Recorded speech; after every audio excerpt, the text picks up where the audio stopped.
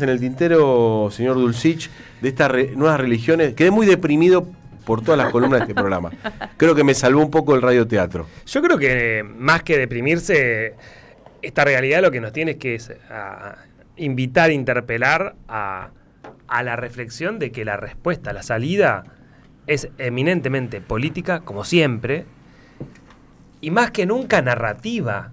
Si hay algo que falta acá son los relatos. O sea, si nosotros hablamos que... Pero no tenemos los personajes. No tenemos los personajes porque tampoco tenemos incluso la situación, no tenemos el nudo. ¿Cuál es el nudo conflictivo? Es lo que charlábamos en el programa anterior sobre cómo los economistas, con la caída del muro de Berlín y el relato de la modernidad, porque en definitiva con la caída del muro se inicia la posmodernidad y el fin de los relatos, porque se acabó la historia, no hay nada más que discutir, y cómo los economistas vienen a diluir esta disputa social de clase que se había arrastrado durante todo el siglo XX, que era patrones versus trabajadores, que era patria versus colonia, imperialismo versus tercer mundo, o imperialismo versus pueblos. Y eso es un poco lo que viene a resolver Milei con esta sacralización de la antipolítica. Porque hay que decirlo, fue el único candidato que tuvo una propuesta de mierda. Pero una propuesta. Pero una propuesta revolucionaria, en términos negativos, pero revolucionaria al fin, porque viene a romper, y te viene a decir cómo lo va a hacer, y cuándo lo va a hacer, y con quién lo va a hacer, y con quién no lo va a hacer. Que después lo cumpla, y que después sea coherente, no importa. Acá lo que importa son los relatos.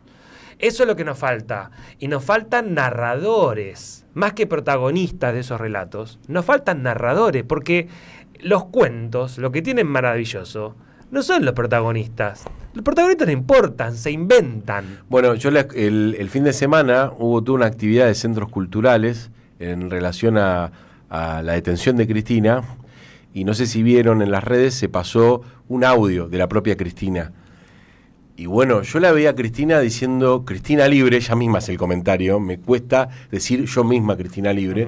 Bueno, vos fijate cómo la situación de una Cristina detenida, que sí, mejores imágenes y narraciones sobre proezas y injusticias, ¿no? Que uno podría tomar de la historia en el presente, como esa. Vos la escuchás a Cristina hablando de su propia detención y de su propio pedido de libertad, y más allá de ella, que más, ¿no? Por lo menos una opinión personal, lo ha dado todo. Ha tenido todas las instancias para negociar su libertad, pero eligió no transar. Porque es así, el sistema, el poder en todas las esquinas te espera, quédate tranquila, sentate acá, ¿qué querés? Y evidentemente en todas la mina dijo, andate a cagar. Perón estuvo exiliado 18 años. Bueno, pero vos ves la soledad de Cristina y pensás en el proceso de 18 años, en todos las intentos de Perón, volver a Perón, estoy bien citándolo bien, el libro de Abal Medina, padre, es muy interesante entender todo ese proceso que se da en esos años de proscripción. No digo que sea igual, pero una la ve muy sola a ella, ¿no? Casi que defendiéndose sola. Y porque falta la columna vertebral. ¿Cuál era? El movimiento obrero organizado. ¿Quiénes se están organizando ahora? ¿Cuáles son las unidades básicas? Es un poco lo que charlábamos antes del corte. Yo recuerdo a un Julián Saúd en el 2017, 2018, diciendo en una presentación de un número de la revista... Hacíamos presentación de revista, podíamos imprimir papel, boludo. Diciendo, la historia la ganan los que escriben, ¿no? Sí. Y yo me acuerdo que la primera vez que había escuchado esa frase, porque que es más famosa la de la historia, la escriben los que ganan, ¿no? Es un juego de palabras. Y yo pensaba, hoy en día, el futuro es de quienes son capaces de imaginarlo. Y la imaginación colectiva se transmite y se contagia de la boca para afuera. Sí. Cuando a mí Mariana dijo hace 2-3 semanas, loco, hay que abolir la herencia, a mí me brillaron los ojos. Era como la voto. La voto. Dame. Bancame que haga la sucesión primero. Pero digo, hay que salir a proponer, y no importa tanto la coherencia, que es algo muy de nuestro palo, de tratar de ser coherente, responsable. ¿Eso con qué se financia? Exactamente, ¿Qué importa? Julián, ¿entendiste? Claro, me chupa 3 huevos que se financia. Hay que salir a decir... Vamos a abrir las fronteras y Brasil y Argentina van a ser un solo país. Y después le preguntamos a los brasileños si quieren hacerlo. Pero hay que salir con consignas. Sí. Consignas que lo que hagan es patear el horizonte, romper la discusión, porque ¿qué te contesta ante eso en una discusión coherente, racional, el adversario político? Es imposible. Y vos empezás a abrir paraguas, 1000 paraguas, que terminan generando que la lluvia no llegue y que el tipo diga, che, esto está seco. Y que te permita, ante esa crisis, pensar otras cosas. ¿Por qué nosotros ahora estamos discutiendo? Pasamos de vivir en una sociedad en la que no se discutía que la gente que necesita una silla de ruedas tiene que tener una silla de ruedas, a una sociedad en la que está bien decir y que el tipo se arrastre. Claro. Porque la corrieron mucho la línea. Bueno, tenemos que empezar a correrla para el otro lado. Porque si vamos a empezar a decir, eso está mal, perdimos. Si vamos a estar diciendo, no, porque en la década ganar, perdimos. La discusión es a futuro.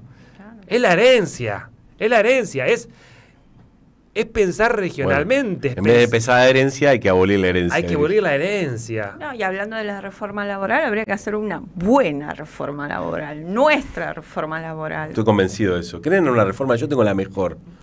No, pero es así. Y darle y empezar a trabajar en esa presentación del libro que vos expropiar mercado libre. Claro. Pero arrancar así. ¿Cómo? Así hay que arrancar. Pero está loco. ¿Y a dónde compro las cosas?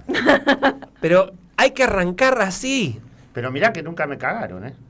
Una vez devolví un producto y te lo traen al toque. Por eso. Te dan 2. Tiene una inteligencia artificial que te maneja la cuenta bancaria. Hay que armar te borra del banco y te pone. Y hay que hacer como decía Bullrich, pero Esteban, cuando era, ¿se acuerdan? Ministro de Educación, que decía, no, a los sindicatos les tenemos que abrir 15 frentes. Claro. Porque ellos se enfocan en uno.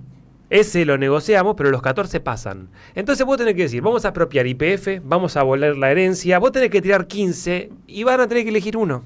Claro. Pero ahí 10 te van a seguir y mañana te van a seguir 15. Y empezamos a generar relatos y empezamos a crear protagonistas. Los protagonistas van a aparecer solos una vez que haya narrativa. Si no, no hay relatos. Si no, no va a haber protagonistas, si no va a haber acción. La acción se enmarca siempre dentro de una historia. Bueno, empecemos a crearla. El protagonista no tiene quien le escriba, diría García Márquez. Hay que empezar a escribir por nosotros mismos. Cuando nos quieren vender falsos profetas, bueno, hay que salir a profetizar. A crear. Hay que salir a hablar, hay que hablarle a nuestros hijos, a nuestros padres, hay que hablar. Y enamorar. Sí, bueno. Enamorar, chamullar, hay que chamullar. Nos sale bárbaro a los argentinos. Si no lo hacemos nosotros, ¿quién lo va a hacer? Te das cuenta. Prendida a la magia de los caminos,